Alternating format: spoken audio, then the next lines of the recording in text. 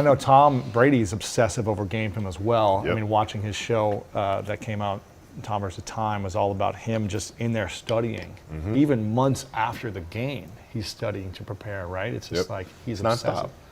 And that's one of the keys, you think? It's like if you're not watching film, whether it be as a speaker on stage or a performer and a musician, if you're not watching yourself back. You got to learn, man. I mean, Beyonce's the same thing. Really?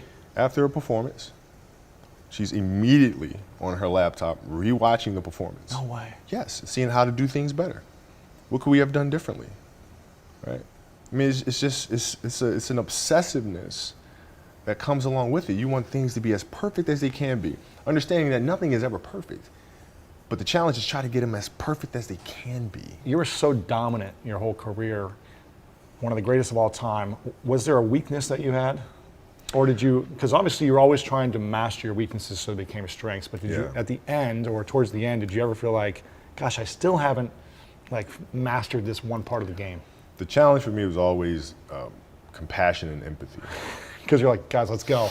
Get results. Shut up. Don't complain, right? I don't want to hear your whining. I don't want to hear it. Don't No excuses. Don't tell me how rough the water is. Just bring the boat in. You know, I don't want to hear it. You know, and it's That's funny. It's understanding like, okay, these guys have lives Right. outside of here. They have other things happening. Have other things happening to them that may be affecting the way that they're practicing or the way that they're performing. Right? And it was hard for me to understand that because nothing bothered me. You know, anything personal, anything that never fazed me when I played. You compartmentalized it. Very well. So I couldn't understand how my teammates couldn't do that either until so I had to really work on that aspect of it. I started really making a conscious effort to better understand. And that doesn't mean, you have compassion and empathy so you go softer on them. It's more like you put yourself to the side and you put yourself in their shoes and understand what they're feeling.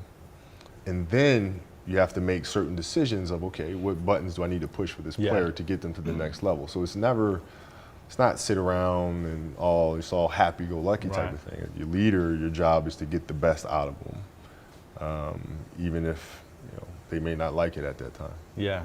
Wow. What are you most proud of from your 20 seasons? Honestly, it sounds.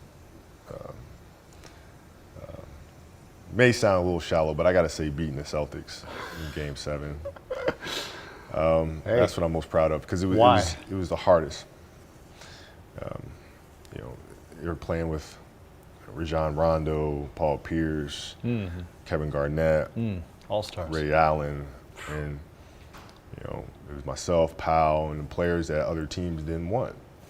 And how do we figure out as a group what to do? And the reason why I loved that series so much is that we went down 3-2 against Boston. And now you got 2 games coming home. I remember sitting in the locker room and they beat the crap out of us too that game. So we're sitting in the locker room and it's really, really quiet. I'm sitting there looking around and we just lost the Celtics in 08. So this is like revenge, right? And they're kicking our butt again, right? So I sit around and I just started laughing. And then I remember Derek Fisher looked at me and Lamar looked at me and goes, what is funny? I said, dude, they beat the crap out of us. They just beat the crap out. I said, I'm missing the part where that's funny. I said, man, listen, if we start this season and they say, all you have to do is win 2 games at home and you're NBA champ, would you take that? Yeah. And like, right. Yeah, right. That's all we got to do. Yeah. Go Down home, 3-2. win 2. We're NBA champions. All we got to do is win 2 games in a row. That's it. We'll take care of the first game, and I promise you, they're not winning Game 7 on our home floor. It's not happening. And so we all just laughed about it. And then we went out and we figured it out. But that Game 7 we're down 15 points in the fourth quarter, right? And that's when you have to collectively look at each other and say, the spirit of your team must be good.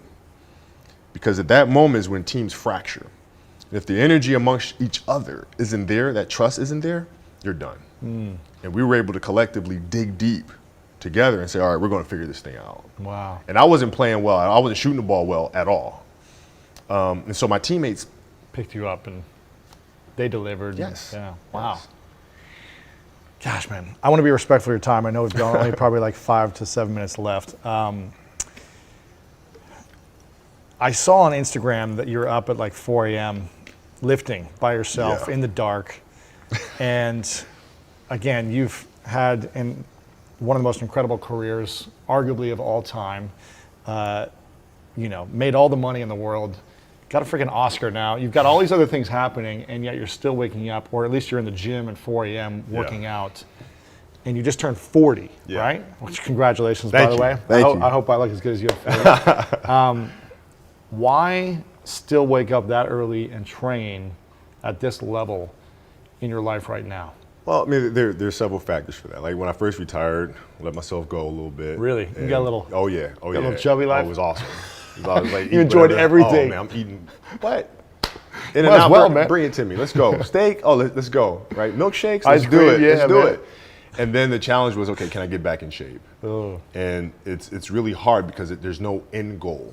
There's I'm no not training game. for There's no anything. season. There's Right. no. So how do you motivate yourself to do it? How do you? And so for me, it was like, okay, I have to aim for something. So I said, I want to aim for size. I want to aim for bulk. Right. So that's a tangible thing. I'm going to go for that. Right. But then also it's, my children, because your kids can't see how hard you work. You go to the office, I come in the studio, they don't really see the effort, right? So how can we teach our children what it means to work hard? Well, you do it through training, right? So when I get up in the morning, my daughter goes with me. 4 a.m.? 4 a.m., my 15-year-old goes with me. She goes with me before school, and it becomes a daddy-daughter thing. That's cool. She just got her permit, right? So she drives in the morning. It becomes a cool thing, right? But through that process, she understands the value of hard work and things taking time. And the same thing with my 12-year-old, right? She practices every day, right? And so it's through those behaviors is where I find the motivation to do it. Yeah. And what brings you the most joy right now? Being with my family. Really? That is the most fun. It's just, it's hanging out with them all summer, being able to like do things that I ordinarily couldn't do. Yeah. Because of training, because of Sure. season and stuff like that.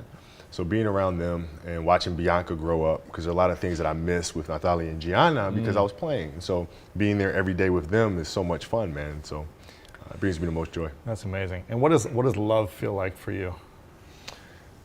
What does love feel like?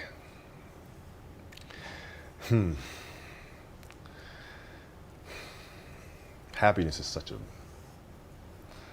don't really think I would describe love as happiness. I think I describe it as a beautiful journey. It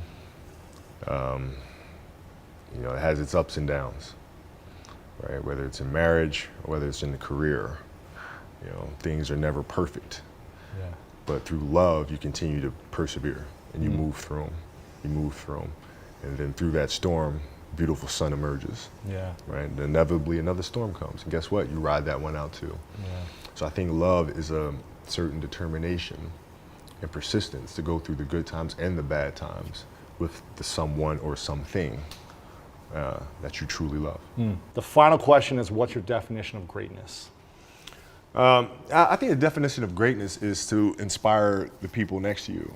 I think that's what greatness is or should be. It's not something that lives and dies with one person. It's how can you inspire a person to then in turn inspire another person that then inspires another person. And that's how you create something that I think lasts forever. Yeah. And I think that's our challenge as people, is to figure out how our story can impact others and motivate them in a way to create their own greatness.